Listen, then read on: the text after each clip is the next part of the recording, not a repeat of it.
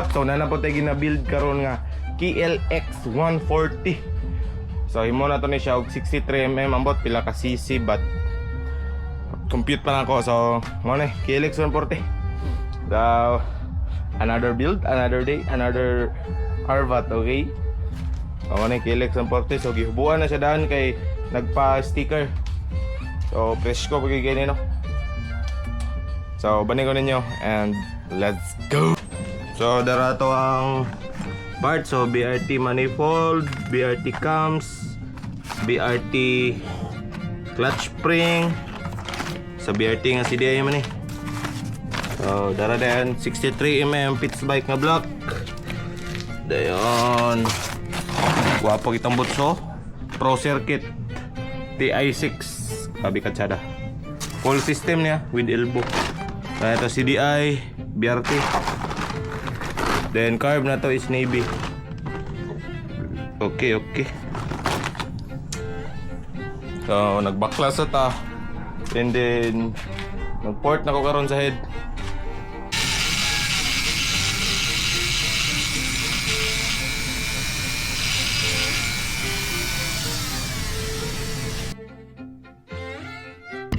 Masyado na akong malakas pa. So tips para pagputol mo og valve lock.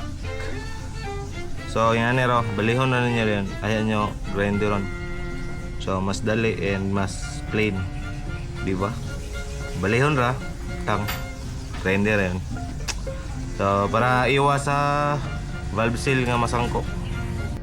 So nakuha na to og volume ang head. So gamit na to atong DIY nga, dili DIY. Improvise nga, hindi pa improvise. Anang alternative Biorite. So ito nakuha diri is 15cc or 15 ml. So dito naman ito sa block. Okay. So itong nakamap nga compression ratio is 11.15.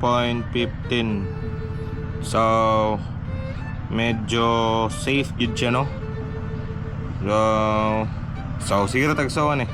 Amo na siya. So atong cc sa atong gi-setup is 169cc. Then ang atong volume nga nakuha sa chamber, sa piston plus gasket, head gasket. So 16.64. So mga itong compression ratio nga 11.2. Okay, round up na na 11.2 na ni. So alright, bye bye.